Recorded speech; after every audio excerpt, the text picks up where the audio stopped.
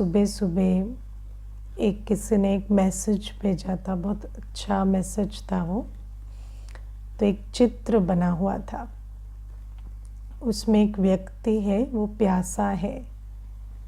तो उस चित्र में 2 बोर्ड हैं ऐसे साइड बाय साइड। तो एक बोर्ड में लिखा हुआ है पानी इस तरफ 9 किलोमीटर, ऐसे एरो डली हुई है, इस तरफ पानी 9 किलोमीटर पे है। और उसके पास वाले बोर्ड में लिखा हुआ है H2O।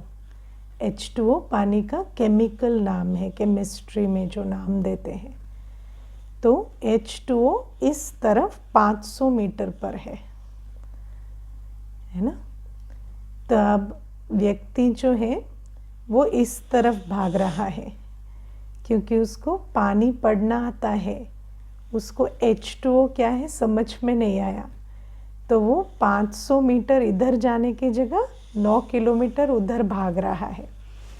और उस चित्र का जो शीर्षक था वो था नॉलेज इज पावर है ना, ज्ञान में शक्ति है। तो मुझे बहुत अच्छा लगा वो चित्र देखकर। तो मैं विचार कर रही थी, सचमुच जब छोटी छोटी बातों का ज्ञान ना हो तो वही एक ही चीज़ करने में हम कितना समय, कितनी शक्ति लगाते हैं, लेकिन उसका जो रिज़ल्ट आना चाहिए वो उस रूप से नहीं आता। अभी मैं आपको एक और बात बताती हूँ। जैसे अभी हम ब्रह्मा भोजन बनता है सेंटर पर, तो अभी क्या बहुत वर्ष हो गए तो एक अनुभव भी हो जाता है ना कि ये चीज़ ऐसे बनाओ तो जल्दी बन जाती है, या ये वाले टिप्स एंड ट्रिक्स हैं जिससे कोई चीज़ कर सकते हैं।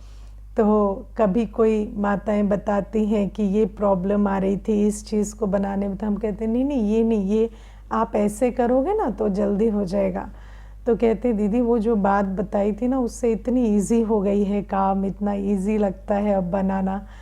तो आप देखो कि कोई भी चीज़ का ज्ञान हमें कितनी सहूलियत देता है। और दूसरी बात है कि ज्ञान का कोई सब्स्टिट्यूट नहीं है। ज्ञान का बिना ज्ञान के आप सिर्फ फीलिंग्स से गाइड होके कोई चीज़ करें तो उसका रिज़ल्ट ठीक नहीं आता। जैसे आजकल आप देखो भोजन का कितना ज्ञान आ गया। आजकल क्यों, वो तो सदियों से भी चला आ रहा है वो ज्ञान की। जैसे कोई चीज़ खाने में अच्छी लगती है पर उसकी तासीर गर्म है तो वो आपको नुकसान पहुंचा देगी। कोई चीज़ खाने में अच्छी लगती है पर तासीर ठंडी है तो वो ठंड भी पैदा कर देती है। तो ये बातें भी हमें ज्ञान के रूप में चाहिए होती है। भले ही कोई चीज़ आपको खाने में अच्छी लगे ना लगे, पर मौसम के हिसाब से अपने डाइट को अरेंज करना, ये चीज़ें भी ज्ञान मनुष्य रखता है। लेकिन सबसे बड़ी बात है कि दुनिया में ये जो 5 तत्वों का ज्ञान है ना, चाहे भोजन का या ये जलवायु, अग्नि, पृथ्वी, आकाश, जो भी साइंटिफिक ज्ञान है उसका तो मनुष्य जानता भी है उसको, और उसके बारे में बहुत सारी इन्फॉर्मेशन शेयर भी होती है। लेकिन इस दुनिया में जो जिस चीज़ का ज्ञान नहीं है वो क्या है, जो ज्ञान हमें बाबा देते हैं, है ना। बाबा हमें जो ज्ञान देते हैं आत्मा का, परमात्मा का, गुण अवगुण का, है ना। हमें तो ज्ञान में आने से पहले तो पता ही नहीं था कि विकार क्या होते हैं, है ना। देखो कितनी बड़ी बात है कि काम, क्रोध, लोभ, मोह, अहंकार, ऐसे लड़ी में तो सब सुना देते हैं ना कि ये 5 विकार हैं। लेकिन उसकी महसूसता कि हमारी जीवन कितनी विकारी हो गई थी ये तो हमें थी ही नहीं, कोई आइडिया ही नहीं था। तो आप सोचो कि बाबा हमें गुणों अवगुणों का ज्ञान देते हैं। बाबा हमें कर्मों का ज्ञान देते हैं कि किस प्रकार संकल्प, याद, ये कर्म भी कितना हमारे जीवन पर प्रभाव डालते हैं। आप सोचो आत्मा बोलती तो थोड़ा है, हाथों से काम तो बहुत थोड़ा करती है, सारे दिन सोचती है, आज तक हम उसको कर्म में ही नहीं गिनते थे, है ना। कितनी बड़ी चीज़ है ये कि आत्मा सारे दिन करती क्या है, सोचती है ना। लेकिन उस सोच को हम कर्म में ही नहीं गिनते थे आज तक, या हम तो याद को कर्म ही नहीं मानते थे, जबकि सारे दिन हम किसी न किसी को याद कर रहे हैं और जिसको याद कर रहे हैं वैसी अवस्था बन रही है।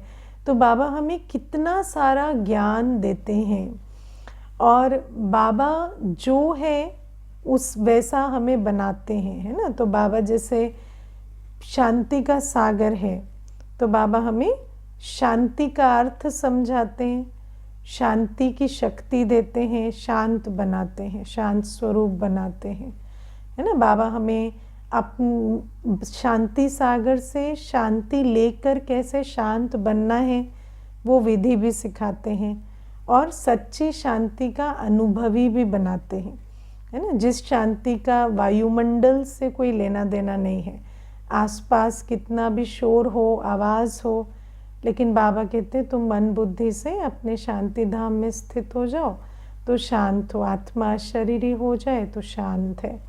तो बाबा हमें हर गुण का अनुभवी बनने की भी विधि बताते हैं। ज्ञान सागर है तो हमें क्या बनाते हैं, मास्टर नॉलेजफुल। और ऐसे ही आज बाबा जो हमें बना रहे हैं वो क्या है, कल्याणकारी। बाबा कौन है, विश्व कल्याणकारी। बाबा का नाम ही कल्याणकारी है, शिव अर्थात कल्याणकारी, है ना। तो बाबा कहते हैं कि मैं कल्याणकारी हूँ, तो मैं तुम्हें कल्याण करना सिखाता हूँ, मैं तुम्हें मास्टर कल्याणकारी बनाता हूँ। मैं आज सच में विचार कर रही थी बैठकर कि दुनिया में जब तक बाबा नहीं आता तो बेसिकली मनुष्य किसी मनुष्य का कल्याण करना जानता नहीं है ना। हम अगर किसी को पूछें कि किसी का कल्याण कैसे करें, है ना, तो आज किसी और का तो छोड़ो, अपने घर में ही युगल हैं, बच्चे हैं, तो कैसे किसका कल्याण करें। आत्मा इतनी उलझी हुई है कि समझ में ही नहीं आता कि क्या करें। इतने साइकाइट्रिस्ट, इतने काउंसलर्स, इतने ट्रेनर्स, इतने सब कुछ चल रहा है, लेकिन उसके बाद भी किसी का कल्याण कोई कर दे ये हो नहीं पा रहा, है ना। तो बाबा कहते हैं और फिर व्यक्ति तो ईगो बेस्ड कल्याण, है ना। किसी को खाना खिला दिया, मेरी स्वर्ग की सीट बुक हो गई, किसी को कपड़े दे दिए, मैंने दान पुण्य कर दिया, उस ईगो बेस्ड कल्याण में रहता है। लेकिन क्या किसी को खाना खिला देने से या कपड़े दे देने से उसका कल्याण हो जाएगा? खाना तो 4 घंटे में पच जाएगा, उसको तो फिर भूख लग जाएगी, है ना। कपड़े तो ऑलरेडी है ना, जो 3-4 महीने में या 6 महीने में वो कपड़े फिर वोर्न आउट हो जाएंगे, क्योंकि ऑलरेडी पुराने कपड़े ही दान करते हैं। तो बाबा कहते हैं कि जो कल्याण भी है ये सब ईगो बेस्ड है। मैंने किया, है ना, मैंने तो किया, लेकिन हुआ क्या, वो क्वेश्चन है। हुआ कल्याण किसी का, वो प्रॉब्लम है कि किया, सब कहते हैं हमने ये किया, हमने वो किया, हमने ऐसा किया, लेकिन हुआ क्या उससे, वो अपने आप को पूछना होता है। तो इस विश्व में मनुष्य इतना कुछ कर रहा है, लेकिन कोई किसी का कल्याण तो कर नहीं पा रहे। तो बाबा हमें कहते हैं कि मैं ही कल्याणकारी गाया हुआ हूँ और मैं ही तुम्हें विश्व कल्याणकारी, मास्टर विश्व कल्याणकारी बनाता हूँ। आप आज विचार करके देखना कि इस पूरे संसार में हम कल्याणकारी बाप के बच्चों के सिवाय किसी को भी कल्याण करने की विधि नहीं आती। इसीलिए बाबा ने कहा है ना, जिससे आती है उसे ही करना पड़ेगा, है ना। तो किसी को भी कल्याण करने की विधि नहीं आती। और बाबा कहते हैं कल्याण की एक ही विधि है, आत्मा अपने बाप को जाने, बाप का बने और बाप के द्वारा अपना कल्याण कराए, है ना। बाप को सरेंडर होकर बाबा की श्रीमत पर चलकर अपना कल्याण करे। तो बाबा कहते हैं कल्याण करना सिर्फ मेरी पावर है और तुम्हारे पास वो ताकत है कि तुम आत्मा को बाबा का परिचय देकर उसको उसकी छत्र छाया तक ले जा सकते हो, है ना, कि उसको वहाँ तक ले जाओ कि वो बाबा को पहचाने कि बाबा कैसे परम पिता परम शिक्षक आया हुआ है, पढ़ा रहे हैं, समझा रहे हैं, विधि सिखा रहे हैं और उनसे मुझे रोज़ पढ़ना है। वहाँ तक ले जाना बच्चों का काम है। तो बाबा इसीलिए कहते हैं कि ये जो विश्व कल्याणकारी पिता की संतान को अपनी रिस्पॉन्सिबिलिटी, अपनी जिम्मेवारी समझनी है, क्योंकि बाबा कहते हैं कि कल्याण नहीं करते तो ब्राह्मण कहाँ ठहरे, है ना। अपने आप से पूछो कि कल्याण नहीं करते तो ब्राह्मण कहाँ ठहरे, है ना। देखो दुनिया में कहते हैं जैसे कोई ब्राह्मण सड़क से भी जा रहा होगा ना तो उसको कोई भी पकड़ के ले जाता है, चलो मेरी पूजा कराओ, चलो ये करो। तो बाबा कहते हैं वो ब्राह्मण मना नहीं कर सकता क्योंकि उसको कर्तव्य है। तो बाबा कहते हैं यहाँ भी तुम्हें अपने कर्तव्य को नहीं भूलना है कि मैं ब्राह्मण हूँ, मेरा कर्तव्य है कि हर आत्मा को मुझे बाबा का परिचय देकर उसको कोर्स तक लेकर जाना है, उसको मैसेज देना है, क्योंकि डिटेल तो इतनी कोई किसी को समझा नहीं सकते ऐसे, लेकिन बाबा कहते वो कोर्स तक पहुँचे इसका मुझे इंतज़ाम करना है, ये मेरी जिम्मेवारी है, ये हर एक बच्चे को समझनी है। और इसके सिवाय दुनिया में कोई कल्याण नहीं होता। मैं आपको एक अनुभव सुनाती हूँ। एक बार कोर्स हो रहा था तो एक भाई थे, आर्मी से रिटायर्ड थे, तो मैंने उनको कहा कि कल्याण करने की तो एक ही विधि है। तो वो मुझे कहते हैं कि हाँ, मतलब ये भी एक विधि है, लेकिन वैसे भी तो हम कल्याण कर सकते हैं, मदद कर सकते हैं। तो मैंने कहा कैसे? तो कहते हैं कि जैसे कोई किसी की चेन खींच के भाग रहा हो तो आप उसके पीछे भागे, उसको पकड़ा, पुलिस के पास लेकर गए, तो ये भी तो मदद ही है ना।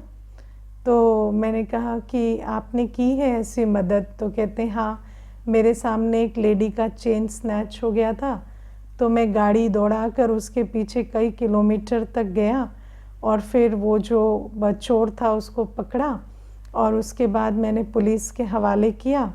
वो अलग बात है कि बाद में उसको गिरफ्तारी नहीं हुई क्योंकि उसको कुछ छोड़ दिया गया है ना, कुछ वहाँ पर उसने सेटल कर लिया पुलिस स्टेशन में, लेकिन जो भी है वो उसको मैंने वहाँ तक पहुँचाया।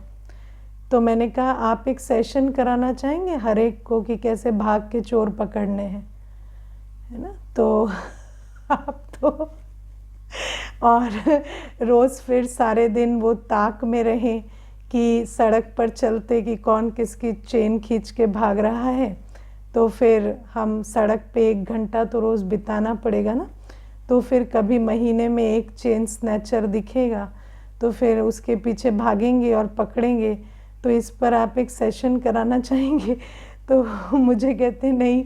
तो मैंने कहा आप एक वन ऑफ केस बता रहे हैं, है ना। आप एक, आपका बैकग्राउंड देखो, आप फिज़िकल एक्सरसाइज करने वाले व्यक्ति हैं, आपके पास ताकत है किसी के पीछे दौड़ कर, है ना, पकड़ कर उसको लेकर जाएं, या पुरुष चोले में है, आपको निर्भयता है, जो भी है, और आप एक वन ऑफ केस बता रहे हैं। तो इसका मतलब पूरी जीवन में हम एक दिन किसी का कल्याण एक केस में करेंगे ऐसा। तो कहते नहीं मैं वो नहीं कह रहा हूँ। तो मैंने कहा तो फिर वही बात है ना भाई कि ये जो कल्याण है ये तो चलो ड्रामा अनुसार आप कहीं पे हैं, तो मानो कोई एक्सीडेंट हुआ, आपने किसी को हॉस्पिटल पहुंचा दिया, है ना, या आपने कुछ देखा कोई चीज़ होते तो आपने वहाँ किसी को, कोई आहत है, कोई चोट पड़ लग गई है किसी को, आपने उसको मदद पहुंचा दी। लेकिन एक तो ये कल्याण में नहीं जाता, ये तो डैमेज कंट्रोल में जाता है। और वो जो डैमेज कंट्रोल है वो तो अगर आपके ड्रामा में है, आपका उस वहाँ कोई लिंक है, तो आप उस स्थान पर उस समय पर होंगे और वो कल्याण आप कर देंगे, लेकिन उसको हम कल्याण में नहीं गिनेंगे। लेकिन सचमुच अगर हम कल्याण की परिभाषा लें तो और कोई कल्याण का स्वरूप है नहीं, क्योंकि हर आत्मा आज मेजॉरिटी ऑफ द टाइम जो दुख, जो फियर, जो चिंताओं के, तनाव के घेरे में फंसी हुई है, उससे आत्मा को निकालना, या आत्मा अपने ही संकल्पों के जाल बुनकर जिस प्रकार उसमें फंसी हुई है उससे निकालना, या आत्मा को स्वमान नहीं है तो देह अभिमान के कारण, है ना, अपनी अवगुण या कमज़ोरियों को ही अपने अस्तित्व समझती है, उससे निकालना। तो बाबा कहते हैं कि हर आत्मा को अब बाबा के नज़दीक लेकर जाना। और बाबा कौन है ना? तो आज बाबा बहुत अच्छे से हमें समझाते हैं कि बाबा चित्र नहीं है, बाबा चित्र नहीं है, बाबा मात पिता है। बाबा कहते, दुनिया में कहते हैं ओम नमो शिवाय, और ओम नमो शिवाय कहते हुए एक ज्योतिर्लिंगम का चित्र या शंकर का चित्र उनकी बुद्धि में आता है। लेकिन बाबा कहते हैं मैं कोई चित्र नहीं हूँ, मैं मात पिता हूँ। तुम कहोगे तुम मात पिता, हम बालक तेरे, तुम्हारी कृपा से सुख घनेरे। तो बाबा कहते हैं मैं मात पिता हूँ। तो हर आत्मा को बाबा की याद किस रूप से, कि वो वहाँ तक समझे कि मेरा बाबा, मेरा मात पिता मेरे साथ है ना। कई बार भाई बहनें किस प्रकार के प्रश्न पूछते हैं पता है ना, परम धाम में ज्योति बिंदु से लाल लाइट देखनी है कि हरी लाइट देखनी है कि सतरंगी लाइट देखनी है कि सफ़ेद चलेगी, है ना। तो ये कोई बाबा कोई रंगों का सागर थोड़ी है। बाबा का कभी आपने महिमा सुनी है? बाबा रंगों का सागर है, सतरंगी किरणों का सोर्स है, नहीं। ये चक्कर है ही नहीं। उधर जाना नहीं है। बाबा कहते हैं मैं मात पिता हूँ। जब तुम अपने मात पिता को याद करते हो तो पूछते हो मम्मी को साड़ी में याद करें या सूट में याद करें, या पिताजी को चेयर पे बैठा हुआ याद करें, या अखबार पढ़ते हुए याद करें, या कैसे याद करें? नहीं, मात पिता को तुम जैसे याद करते हो, डजेंट मैटर कि किस स्वरूप से भी याद कर रहे हो। जैसे बाबा प्रकाश पुंज है, तो प्रकाश पुंज की तरह उसमें कलर या कोई वैरायटी कलर या इसकी कोई आवश्यकता नहीं है। बाबा बस एक सूक्ष्म ज्योति पुंज है, लेकिन जो भासना आती है बाबा से वो क्या है? मात पिता की भासना। हम जब बाबा को याद करते हैं तो हमें पिता की पालना, माँ की अनकंडीशनल एक्सेप्टेंस, है ना, गाइडेंस, इसका अनुभव होना चाहिए। तो बाबा हमें कहते हैं कि तुम मुझे सर्व गुणों के साथ सर्व संबंधों के स्वरूप में याद करो। तो बाबा कहते हैं कि हर आत्मा को, और वो जो सर्व गुणों सर्व संबंधों से हम बाबा को कब याद करेंगे? जब हम बाप के द्वारा बाप को पूरा जानेंगे, मुरली के द्वारा, है ना। क्योंकि जब तक मुरली नहीं है तो हम बाबा को जानते ही नहीं, है ना। बाबा पिता की तरह कौन से बोल बोलता है, माँ की तरह कौन से बोल बोलता है, बाबा धर्मराज की तरह कौन से बोल बोलता है, हमें मालूम ही नहीं पड़ता, है ना। तो बाबा कहते हैं मुरली के द्वारा तुम मुझे जानोगे।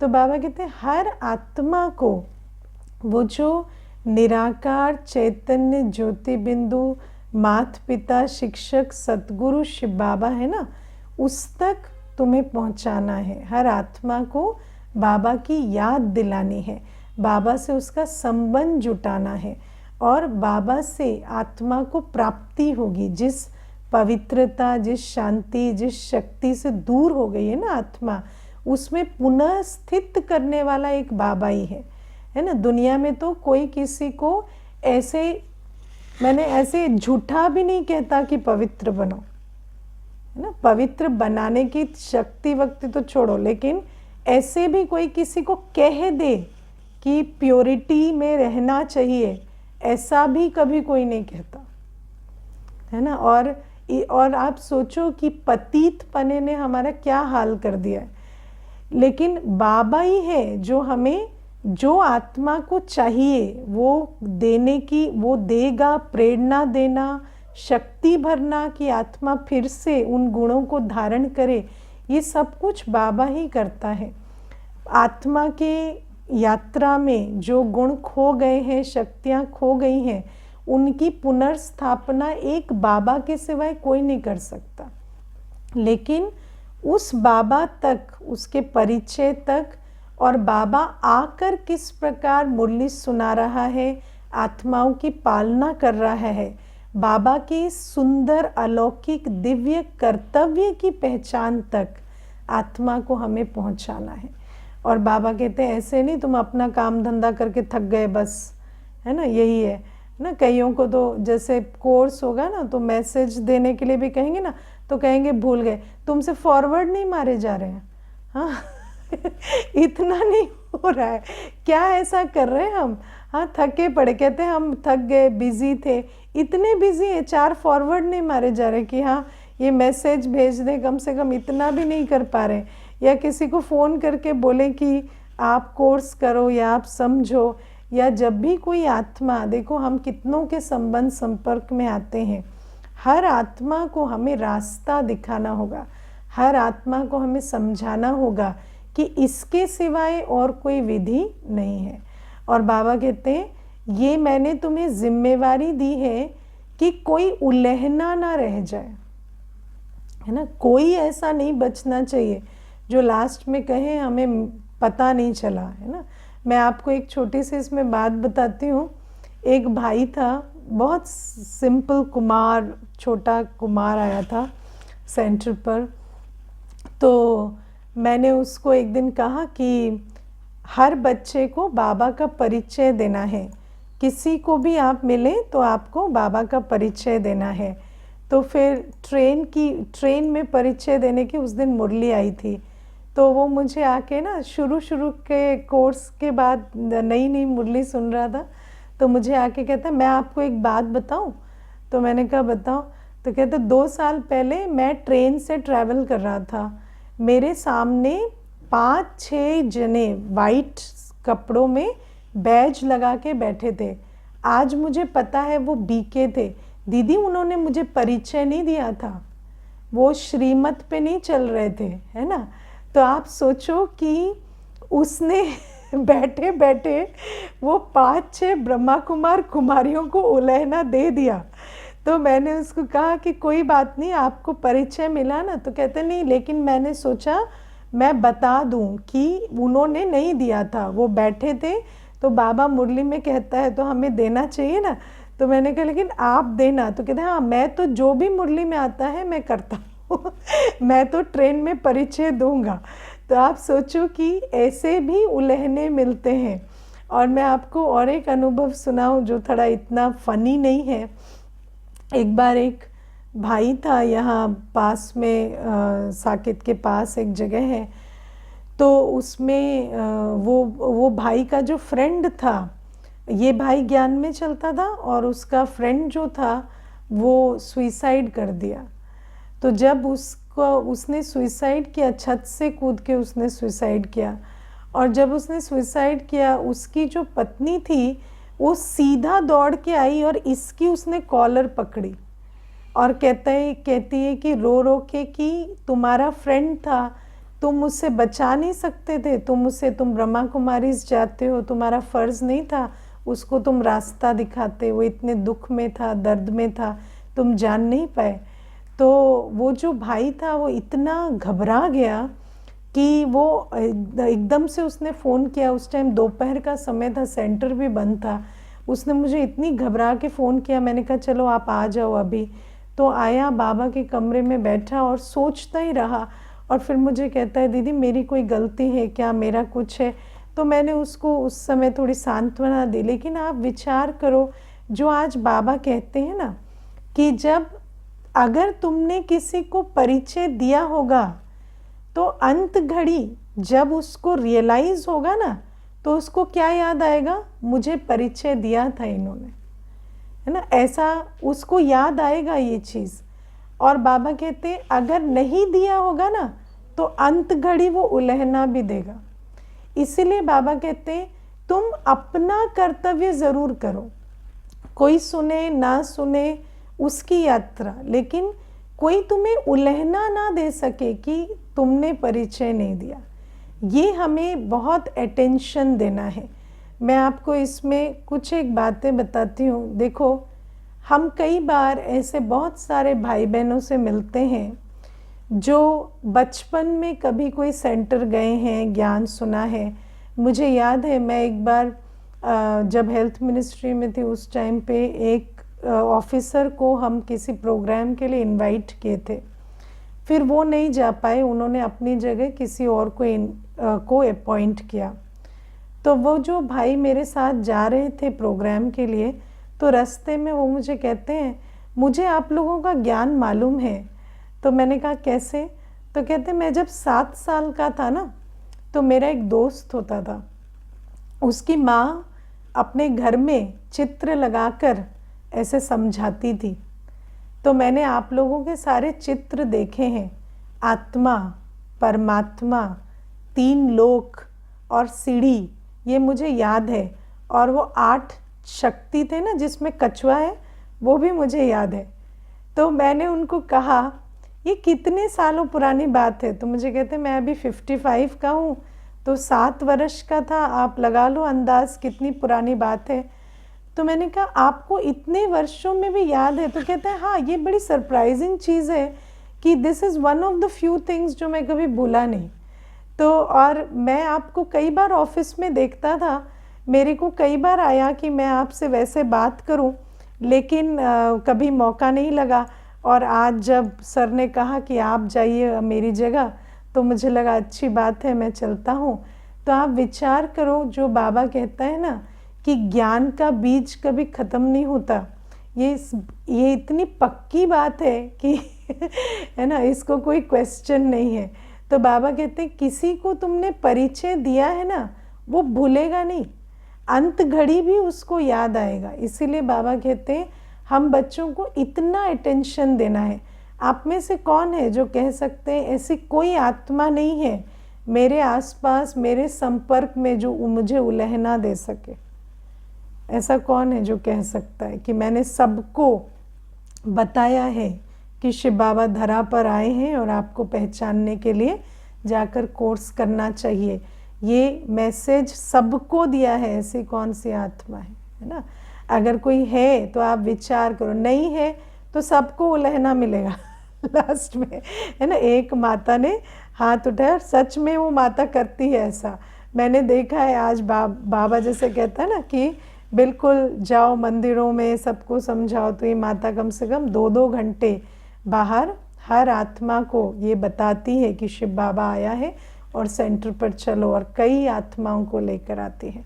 तो बाबा कहते हैं ये भी एक समझ की चीज़ है। और फिर बाबा आज कहते हैं कि तुम में क्रोध और अहंकार नहीं होना चाहिए, है ना, क्योंकि बाबा के बच्चे जो बाबा की सेवा करते हैं, तो आप सोचो कि दुनिया में आत्माएं इस क्रोध और अहंकार की मार से बहुत पीड़ित हैं, और ऐसी आत्माओं को हम कौन है, मरहम लगाने वाले हैं बाबा के निमित्त। तो हमारे अंदर ऐसे संस्कार नहीं होने चाहिए जो उनके ट्रॉमा को ट्रिगर करे। तो ये हमें बहुत अच्छे से समझना है। और एक बात जो मैं आज डिस्कस करना चाहती थी वो ये कि बाबा आज कहते हैं कि ऐसे नहीं होना चाहिए मैं नौकरी छोड़ के सेवा करूं, है ना, और ऐसे वाले छोड़ भी देंगे तो कुछ करेंगे नहीं, है ना। ये बहुत प्रैक्टिकल आज आप बाबा एक बात कहते हैं, देखो जिसको जो करना है ना वो एनीवेज करे। अगर आज हम शर्त रखेंगे तो वो शर्त पूरी हो जाएगी ना, तो भी हम वो नहीं करेंगे जिसकी आज हम शर्त रख रहे हैं।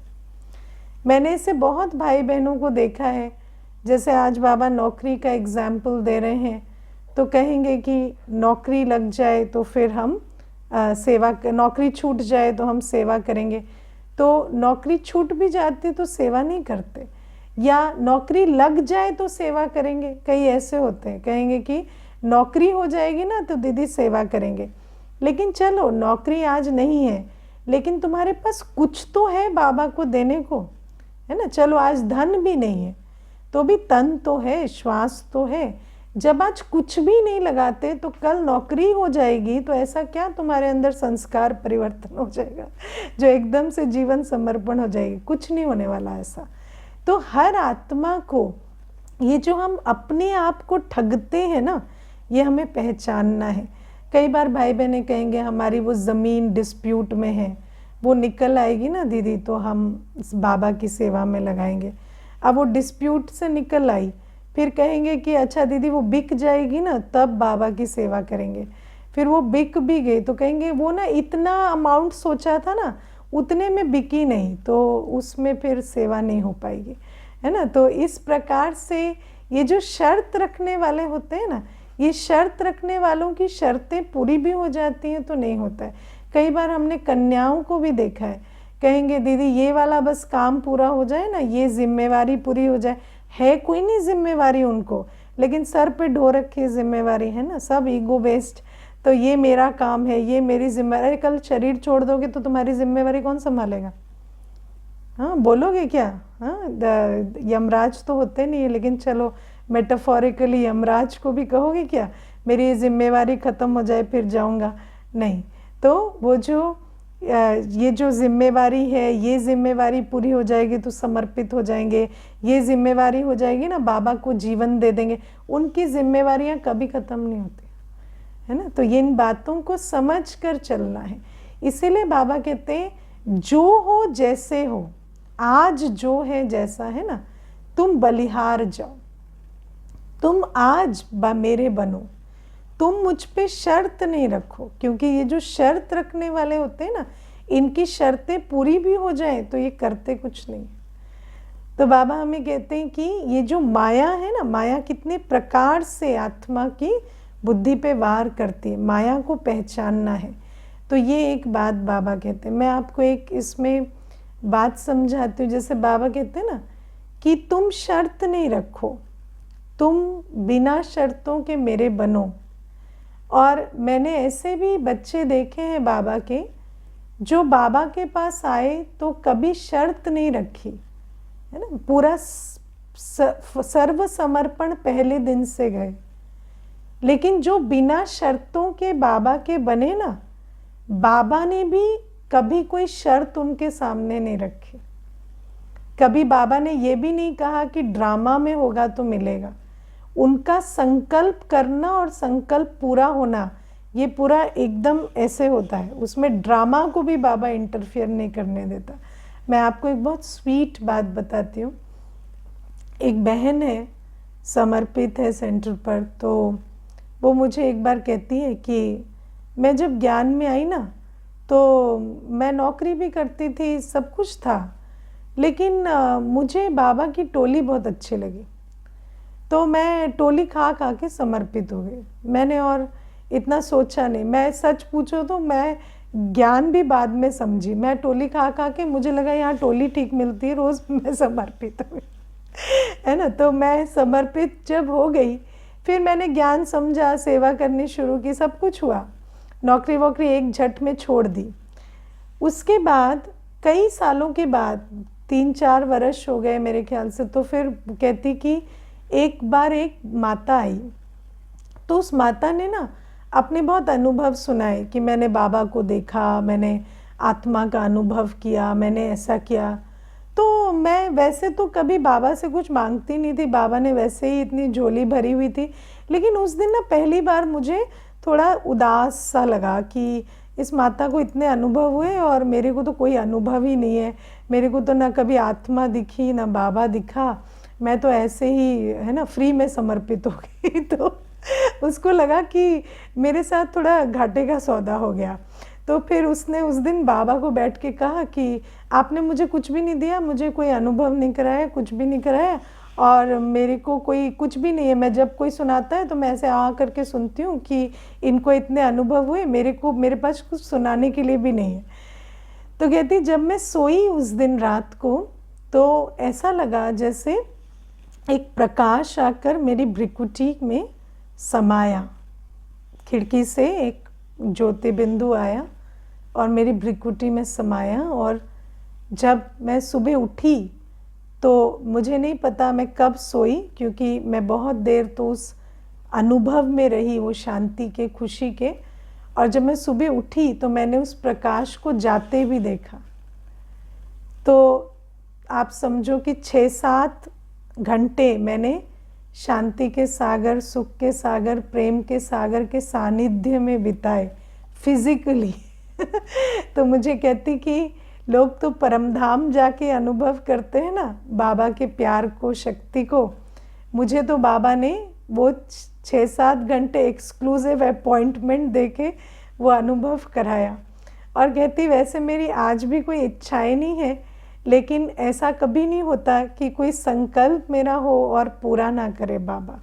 चाहे वो संकल्प ऐसा हो कि, है ना, किसी और मौसम में कुछ और एक्सपेक्ट कर रहे हैं ना, एकदम से सोचे कि अभी बारिश ना हो, या बारिश के सीज़न में बहुत बरस रहा है, सोचे बंद हो जाए तो बंद हो जाएगी।